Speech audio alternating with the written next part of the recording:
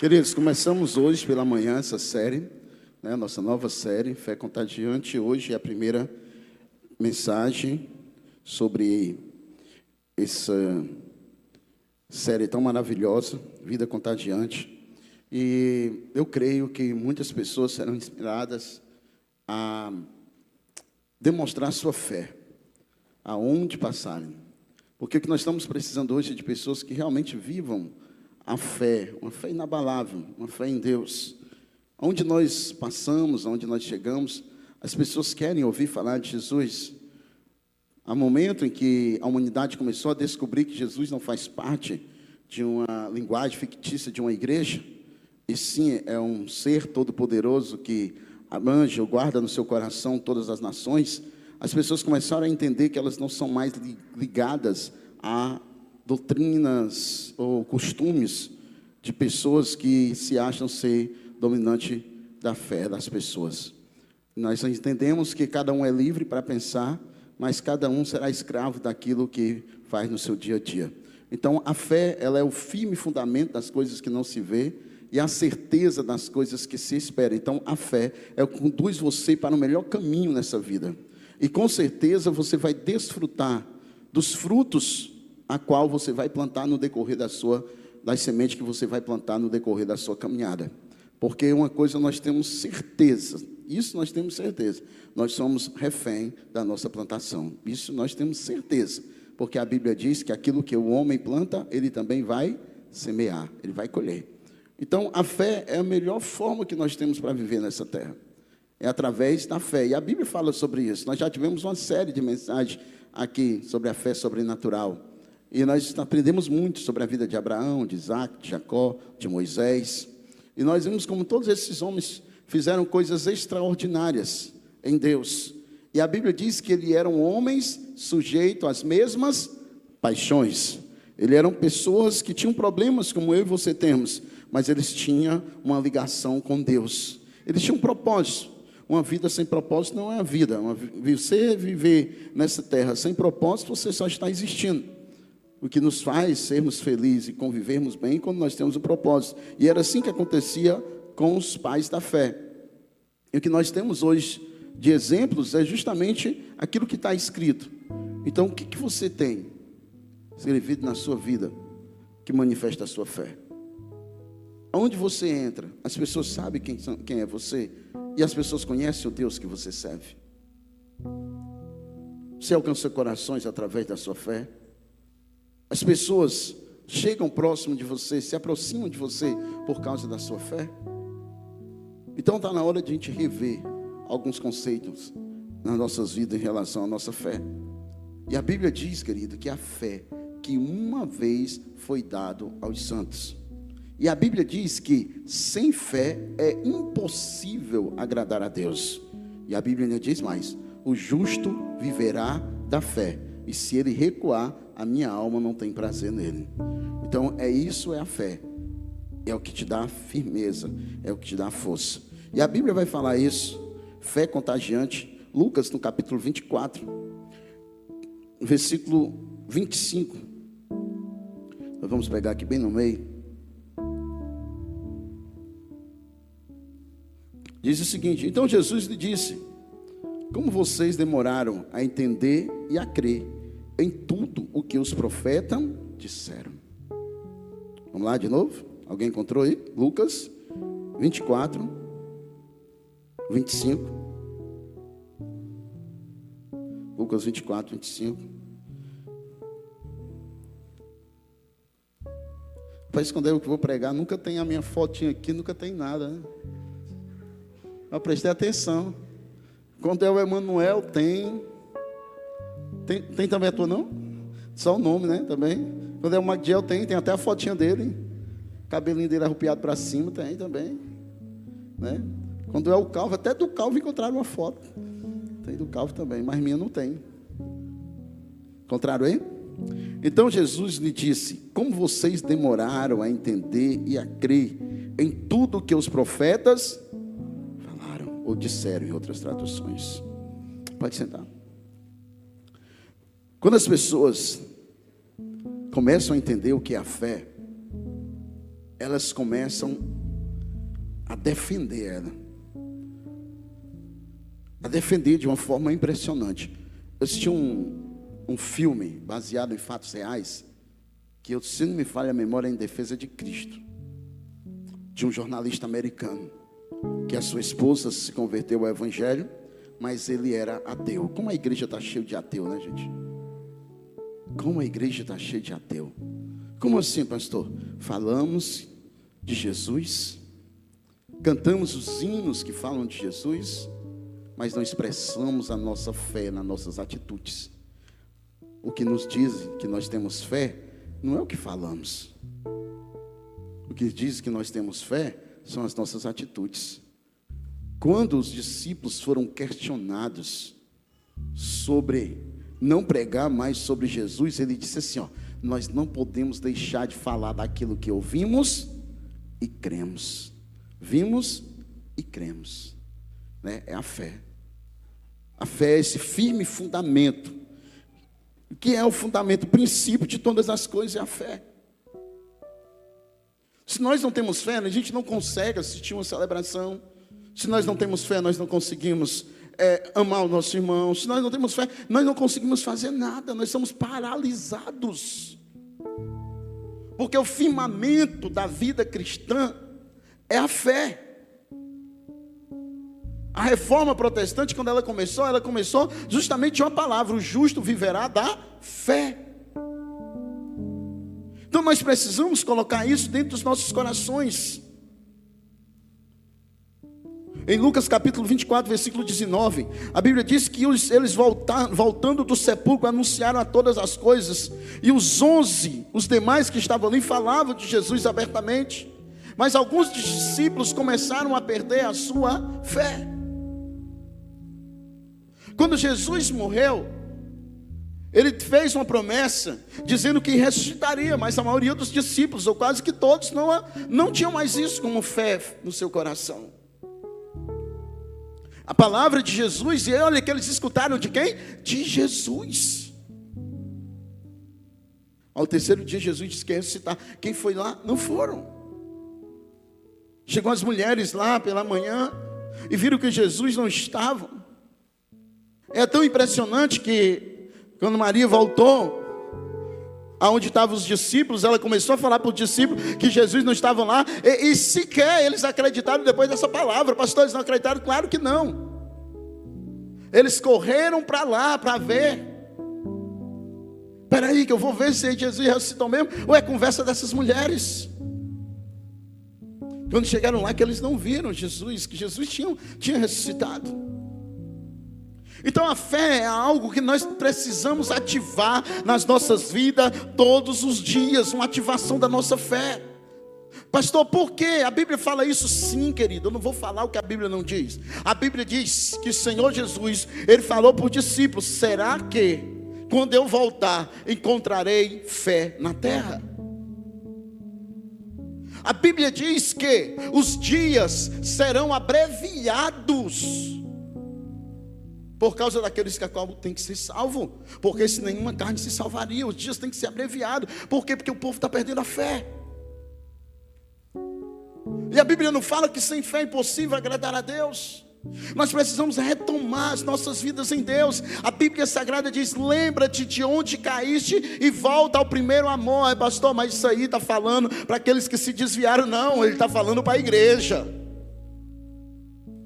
Ele diz ao anjo que está lá, ele está falando para a igreja. Em Apocalipse: lembra de onde caíste, volta ao primeiro amor. Não é você se reconciliar de novo, voltar ao primeiro amor. O que é voltar ao primeiro amor, pastor? É naquele tempo que eu me converti, que eu ia para a igreja, que eu chorava, que eu pulava, que eu batia palma, que eu falava em outras línguas. Isso é voltar ao primeiro amor? Não é isso. Não é isso. Você pode voltar ao primeiro amor e nunca falar em outras línguas. Você pode voltar ao primeiro amor e nunca dar um pulo dentro da igreja. E o que é voltar ao primeiro amor? É amar a Deus sobre todas as coisas. Isso é voltar ao primeiro amor. O que é voltar ao primeiro amor? É voltar a ser original, voltar a ser parecido com Deus. O que é avivamento? É voltar a ser original novamente. O que é primeiro amor? É voltar para Deus. É estar perto de Deus. É viver para Ele. Todos nós somos chamados por Deus para viver uma fé extraordinária. Mas ao passar do tempo nós vamos deixando que essa fé dentro de nós, ela vá esmorecendo. Por quê? Porque nada que nós não venhamos alimentar vai crescer. Só cresce aquilo que nós alimentamos. Se você plantar alguma coisa lá no seu jardim, se você não alimentar, fácil, vai ficar seco, vai morrer. Então nós precisamos alimentar a nossa fé. E como nós fazemos isso? Através de uma vida de experiência com Deus.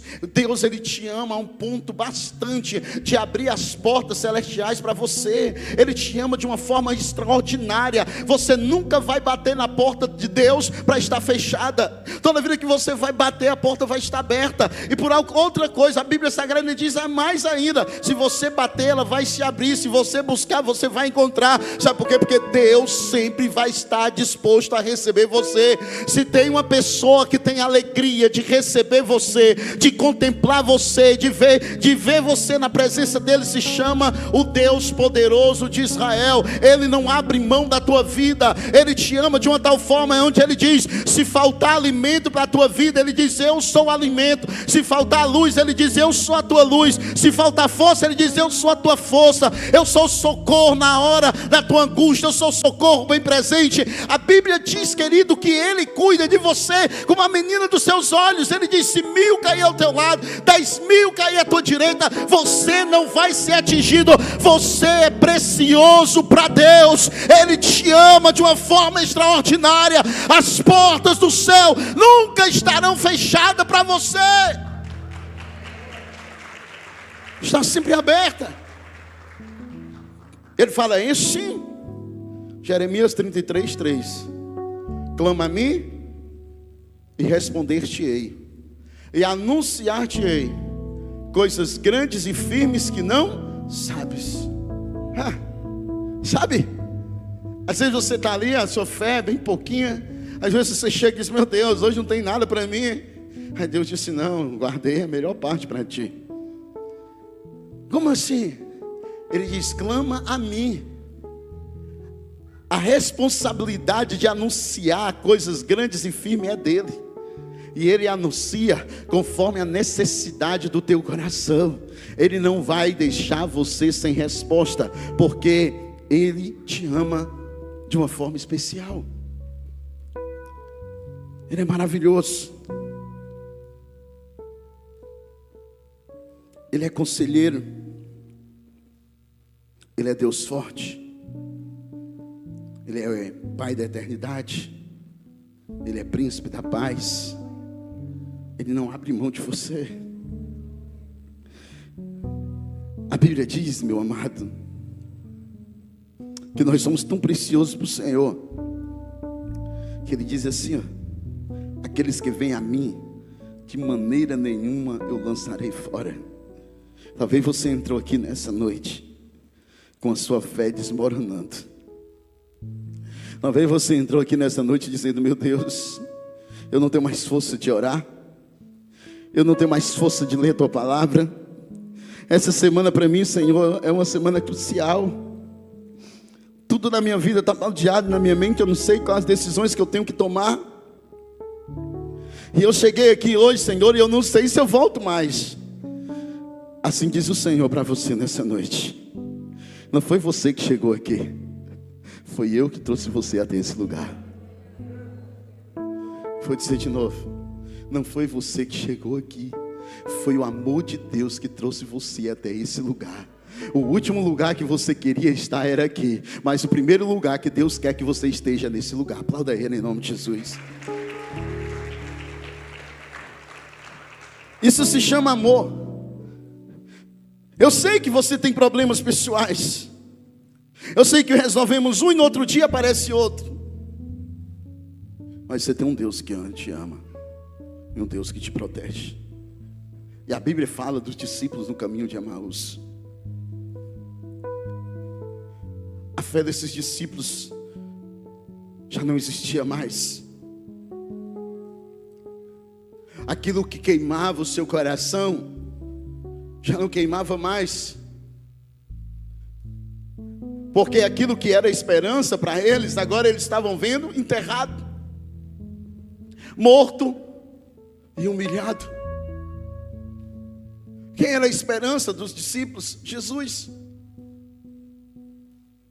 E eles esperavam Jesus com uma revolução espiritual. Os discípulos, eles esperavam de Jesus uma restauração. Eles esperavam de Jesus tudo isso que nós estamos vivendo hoje: amor, alegria, companheirismo. Agora eles começam a ver Jesus dentro do sepulcro. Agora você imagina como estava a situação desses discípulos. Agora eles vão, se demandam, eles querem ir embora. Mas no meio do caminho, eles são surpreendidos. Uma pessoa começa a caminhar com ele. Imagina aí, feche teus olhos aí, ó querido. Do nada, cheio de problemas, cheio de dificuldade, problemas cotidianos, do dia a dia. Aí quando tu para pensar, tu não está caminhando sozinho. Tem um ser todo poderoso que caminha contigo. A Bíblia fala isso, pastor? Sim, a Bíblia diz: eis que estarei convosco todos os dias, até a consumação do século. O Senhor está conosco todos os dias. Se tu dá um passo, o Senhor está contigo. Se tu dá outro passo, o Senhor está contigo. Se na tua frente o inimigo abrir um buraco para tentar destruir, ele fecha. Se na tua frente o inimigo armar uma armadilha para ti, ele destrói. A Bíblia diz que ele destrói e toda seta que voe de dia e de noite. Ele destrói todo túmulo que seja aberto para nós. Ele destrói toda muralha que se levanta na nossa frente, porque ele resolveu a caminhar conosco. Foi ele que disse: eu estou com vocês. De quem vem a promessa? Dele. Então, mas pastor, há muita dificuldade, há momentos difíceis da minha vida, Deus está comigo. Foi ele que prometeu. Foi ele que disse que estaria com você. E a Bíblia diz que ainda que o homem seja infiel, Deus permanece fiel, porque não pode negar-se a si mesmo. Então Deus não pode negar-se aquilo que Ele prometeu para você. E a Bíblia diz que operando o Senhor, Ele não é um homem para que minta, nem filho do homem para que se arrependa. E operando Deus, ninguém pode impedir. Foi Ele que disse para você. Quando Ele falou para você que ia estar com você todos os dias, Ele sabia que você ia errar, Ele sabia que você ia ter dificuldade, Ele sabia que muitas vezes você ia tropeçar, Ele sabia de tudo isso, porque Ele é onisciente, onipresente, onipotente. Então Ele conhece todas as coisas, mas mesmo assim Ele resolveu fazer uma promessa a pessoas indignas, porque Ele é digno de todo louvor, toda honra e de toda glória. Mas mesmo assim Ele resolveu cuidar da tua vida.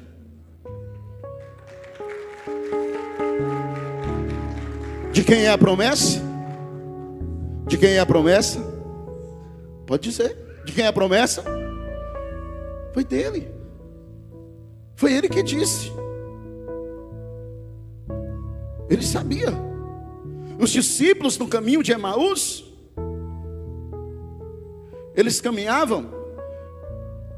No verso 15 e 16, o próprio Jesus se aproximou dele, caminhou com eles, olhou para eles. Eles foram impedidos de reconhecer Jesus. Mas uma coisa interessante que eu vejo ali é que quando Jesus vai, os discípulos dizem assim, ó: por acaso não ardia os nossos corações quando Ele falava? Meu Deus, é diferente a voz de Jesus, é ou não é? Os discípulos, eles mantinham as suas convicções da presença de Jesus. Eles sentiam Jesus tocar no coração deles, na voz. A Bíblia Sagrada diz que aquilo que o Senhor fala aos nossos corações, Ele cumpre. E a Bíblia diz que nós somos totalmente limpos pela palavra que nós ouvimos. E a Bíblia diz uma coisa impressionante. Levante sua mão aí. A Bíblia diz assim, que a fé vem pelo ouvir, e ouvir a palavra. Deixa Deus acrescentar fé no teu coração nessa noite. Deixa Deus movimentar as águas na tua vida hoje. Eu não sei como é que você chegou aqui nessa noite, mas eu quero dizer algo de Deus para o teu coração. A sua fé será elevada a um nível de espiritualidade nesta noite, em que você vai escutar a voz do Senhor no seu coração. E você não vai sair daqui com o coração frio como você entrou. Você não vai sair daqui com os pensamentos céticos como você entrou. Você vai sair daqui nessa noite dizendo: a minha fé nessa noite, ela foi abalada pela presença de Jesus, e com certeza eu senti o meu coração arder, e com certeza o Senhor está nesse lugar, e eu posso ouvir a sua voz. Aleluia. Ele resolveu falar com você nessa noite. Ele resolveu acrescentar fé no teu coração nessa noite, e você vai sair daqui entendendo que há um Deus que se aproximou de você, e Ele não tem desejo nenhum em te deixar sozinho. Ele não tem. É um Deus que vai estar com você. Ele viu que os discípulos no caminho de Emaús, eles estavam tristes. Ele disse assim: eu vou alegrar eles. Eu vou alegrar o coração desses meninos. Isso que Deus disse para ti nessa noite. Ele vai alegrar o teu coração. Para de ser cético. Para de duvidar de Deus. Não adianta brigar contra Deus. Tu já perdeu. Só vai trazer mais miséria para a tua vida. A Bíblia diz que um abismo chama outro abismo. Para de estar acumulando traças dentro de você. Deixa o Senhor fazer uma faxina geral nessa noite. E até aqueles pensamentos mais elevados sobre a nossa incredulidade sejam tirados, arrancados de dentro de nós. Não dá mais para a gente viver sem Deus. Eu via nessa semana um YouTube bem conhecido, muito conhecido. Alguém já ouviu falar no Carlinhos Maia? Influência? Olha aí como é conhecido, até dentro da igreja. Mais da metade da igreja ouviu falar. E essa semana ele estava, mas não foi essa semana, foi semana para trás aí. Só sei que foi agora perto dessas guerras. O Carlos Maia, ele vinha gravando um vídeo lá dentro da casa dele lá. Vocês sabem o que ele é, né? Preciso eu dizer aqui. E ele dizendo: olha, você pode dizer tudo. Você pode duvidar de tudo de mim. Você só não pode duvidar que Deus existe, que Jesus existe. Ele chorando aqui no momento lá, ele dizia assim: eu estou com medo de ir para o inferno. Eu sei que Jesus existe. A gente vê esses famosos gritando por Deus, gritando por Deus. O outro chamou a pastora para ir para a casa dele, para ouvir a palavra. Pobre daquela menina, não gosto muito dela não. Bichinha deixou a palavra, foi longe para falar de copo que amassa, de caderno que fez. Mas tudo bem, ela prega o evangelho desde 12 anos de idade, meu irmão. Desde criança. Eu não posso dizer que a menina daquela ali não foi escolhida por Deus. Ela fala aquilo que eu talvez não gosto, mas que muitas pessoas gostam e são alcançadas. Então, eu particular. Mas muita gente já foi alcançada por ela. Então, não tenho nada contra o que ela prega. Mas as pessoas massacraram aquela coitada na internet. Porque ela foi numa festa de um influencer aí, pregou o evangelho lá, mais de 30 pessoas se converteram a Jesus. Mas os urubus de plantão só conseguiram ver que ela foi lá na casa de um descrente. Os pastores, porque tem assim, gente, muitos donos do evangelho, sabe? Só que serve a igreja deles. Ei, só que serve não é a minha igreja aqui não, viu? Porque nem a minha não é, de Jesus. Se você não se sentir bem aqui, não tem problema nenhum. Tem meu amigo que amo de coração, que é o pastor Hélio. Lá também, igreja de Deus, maravilhosa, cheia do Espírito Santo. Tem meu amigo pastor Carlos, é uma pessoa que eu amo de coração. Não tem problema. Tem o meu amigo pastor Aureliano. Tem muitas igrejas aqui no PC que são de Deus, que eu amo de verdade, os pastores. De coração. Tem muitos, mas existem pastores que eles acham que eles que detêm a salvação. Só eles... Só o que ele prega é verdade. Eu acho tanta graça disso, gente. A falta de entendimento bíblico dessas pessoas. Porque o Evangelho tem algo muito poderoso nele que se chama multiforme graça. E o que é isso, pastor? É aquilo que encontra todos os corações. A graça de Deus, ela se manifesta para alcançar vidas, para que essas vidas tenham propósitos, e para que essas vidas cresçam, desenvolvam. E eu vi as pessoas massacrando aquela menina. E ela foi para a rede social e ela chorou. Não dava um pingo de lágrima esses urubu. Pode ter certeza, eu não dava. Um pingo de lágrima esses urubu, não dava. Mas a bichinha foi lá, chorou. Até eu, que não era muito fã da mensagem dela, comecei a ouvir por causa disso. Ela passou. E hoje ela continua pregando, falando de Jesus. E aqueles que criticaram ela estão aonde? No mesmo canto, usando as suas redes sociais para criticar. Quero que eu dizer uma coisa para você nessa noite. A fé vem por ouvir a palavra de Deus. Mantenha a sua convicção na presença de Jesus. Enquanto Jesus conversava com os discípulos, o coração dele ardia. Mantenha a sua convicção em Jesus. Pastor, o evangelho não está fácil. Eu olho para um lado, vejo o erro. Eu olho para o outro, vejo o erro. Eu olho para trás, vejo o erro. Olho para frente, vejo o erro. As pessoas vêm conversar comigo. Ela diz: pastor, mas não está fácil. Ei! Enquanto você estiver olhando para um lado, olhando para o outro, olhando para frente, olhando para trás, você vai esquecer daquele que está lá em cima, que é o teu socorro bem presente na hora da angústia. Esse sim vale a pena você confiar. Esse sim vale a pena você esperar. Esse não decepciona você. Esse corresponde às suas perspectivas. Ele é Jesus. Pare de olhar para o homem. Mantenha a tua vida firme em Deus, firme em Jesus.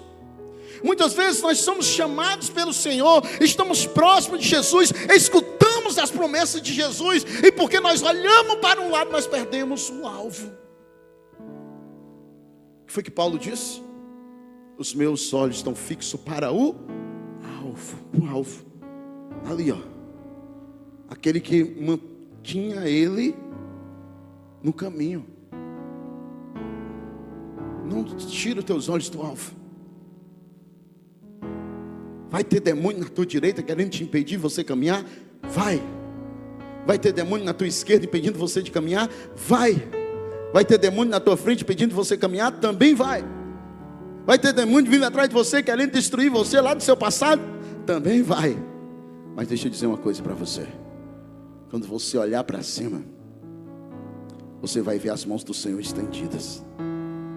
E pode ter certeza de uma coisa: vai ser caco de cão para todo lado. Porque quando Ele vem para abençoar os seus filhos, a Bíblia Sagrada diz, querido, que não tem rio Jordão que não se abra, que não tem mar que não venha se abrir. E eu digo mais uma coisa para você: se não abrir, meu irmão, você vai passar por cima. Mas eu tenho certeza de uma coisa: se o Senhor te convidou para ir até o outro lado, fica preparado para esmagar a cabeça das serpentes, para destruir muralhas, porque você vai chegar lá em nome de Jesus. Porque Ele não é um homem para que minta, nem filho do homem para que se arrependa. Quando Ele chamou os discípulos, Ele disse: vamos para o outro lado. Veio tempestade, veio maremoto, veio vento forte. Impediu dos discípulos chegar do outro lado?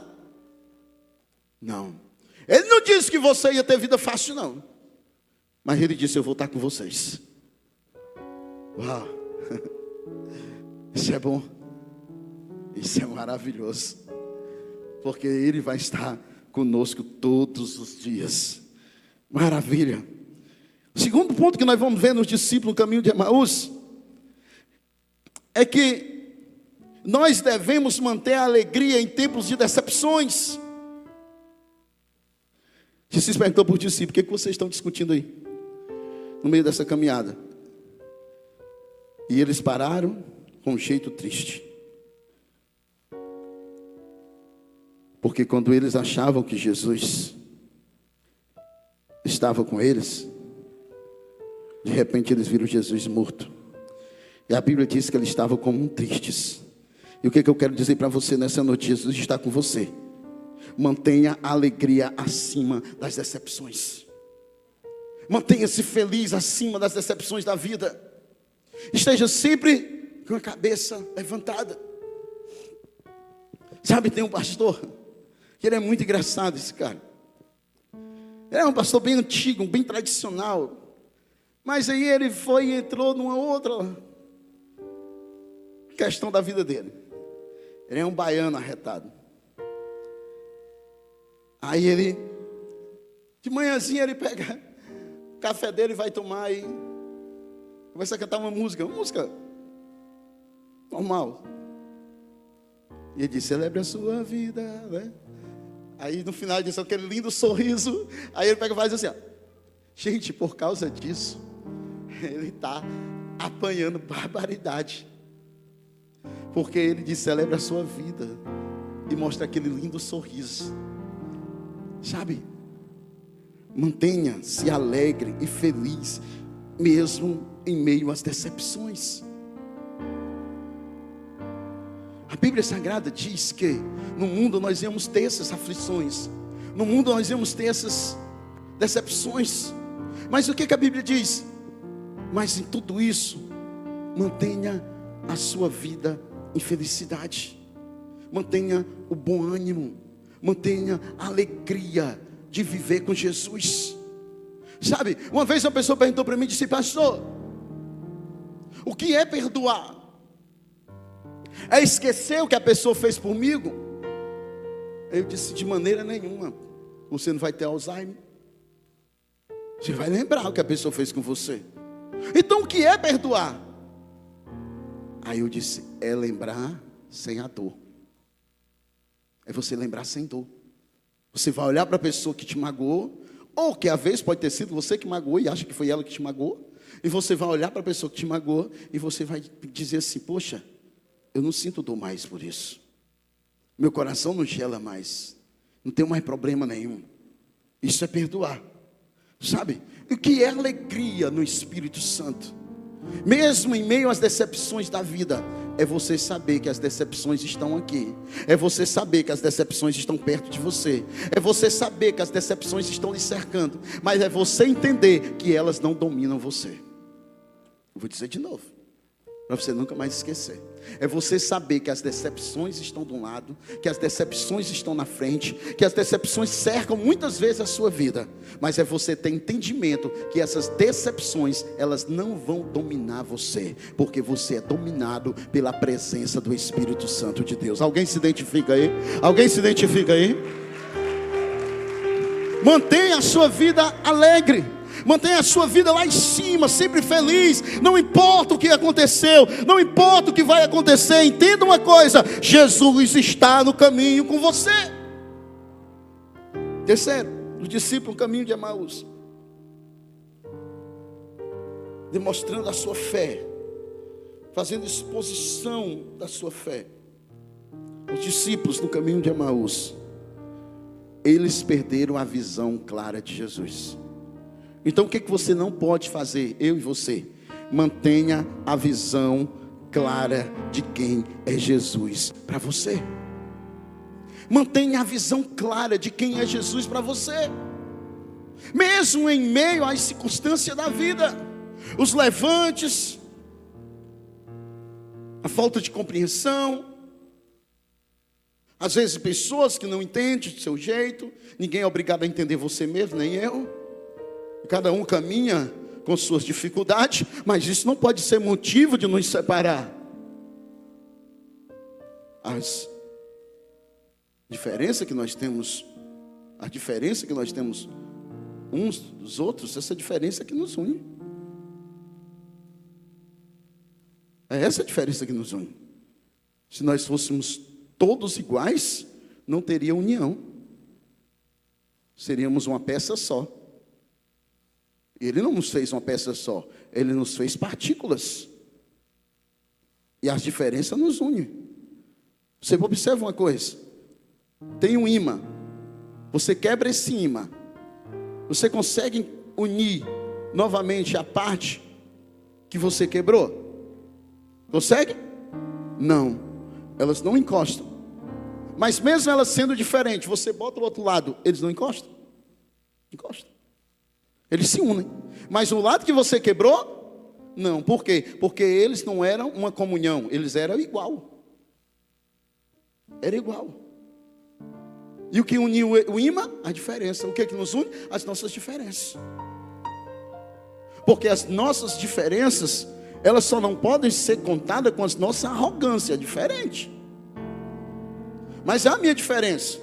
Eu posso ser um bom comprador, mas não posso ser um bom vendedor. Então eu pego a minha diferença de um bom comprador e me uno. Eu faço o quê? Me uno a um bom vendedor. Então aquilo que é diferente entre eu e ele vai fazer o quê? Uma união e um crescimento. O que não pode ser é a nossa arrogância, porque quando tem arrogância não tem união, tem o quê? Briga.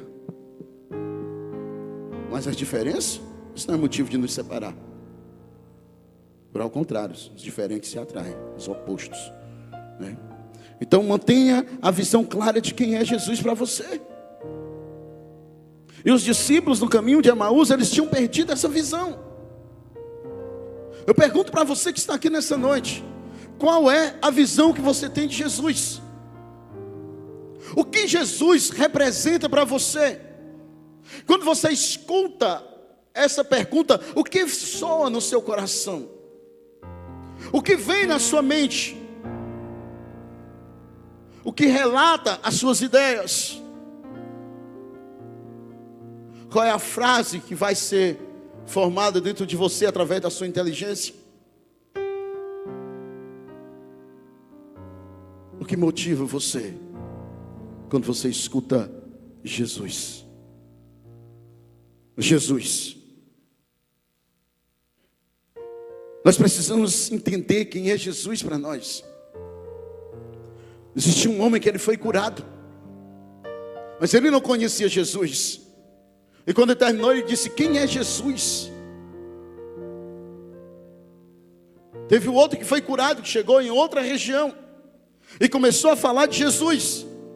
E as pessoas chegaram para ele, e ele já há muitos anos que eram doentes. E as pessoas perguntaram para ele: quem é Jesus para que nele eu creia? Nós precisamos entender quem é Jesus para nós. Quando nós entendemos quem é Jesus, nós passamos a cuidar da nossa fé.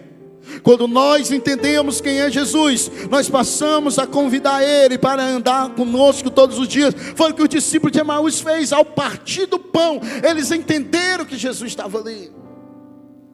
Por acaso, alguém parte o pão como Ele parte? Os discípulos de Emaús, no caminho de Emaús, eles passaram a convidar Jesus: fica conosco, janta essa noite com a gente. Nós precisamos ter comunhão com você, porque agora nós entendemos. O Senhor, Ele quer restaurar esse tempo de comunhão com a sua igreja. Olhe para mim aqui, queridos. O Senhor quer restaurar um tempo de comunhão com você. O Senhor quer restaurar um tempo de comunhão, de alegria. O Senhor quer ter o prazer de estar perto de você, de ouvir você, de sentir o seu coração, de sentir a sua alegria. O Senhor quer trazer isso na terra, e Ele olha e Ele procura você. Você é a pessoa mais indicada para que tenha um tempo de convivência, de amor com Deus. É você que Ele escolhe para viver com Ele. Você sabe quem é Jesus? Então convida Ele para entrar. Você sabe quem é Jesus? Então convida Ele para estar contigo. É tempo de nós mostrarmos para as pessoas essa fé. É tempo de nós mostrarmos para as pessoas esse desejo que nós temos que ter por Ele. E como nós fazemos isso? Convida Jesus para entrar. Convida Jesus para permanecer contigo. Agora deixa eu te perguntar uma coisa. Jesus entra aonde você entra? Jesus fala o que você fala. Jesus se comporta como você se comporta. Será que não é por isso que nós estamos com medo de convidar a Jesus? Porque nós estamos falando o que não deveríamos falar, comentando o que não deveríamos comentar, agindo como não deveria agir, e por isso nós estamos com medo de convidar Jesus para estar conosco. Eu quero convidar você nessa noite a ficar de pé em nome de Jesus. Eu quero convidar você a convidar Jesus a entrar na sua vida hoje, a convidar Jesus a estar com você hoje, a convidar Jesus e dizer: Jesus, vem. Jesus, eu preciso de Ti. Mas fala de verdade mesmo para Ele. Diz: Jesus, entra aqui no meu coração.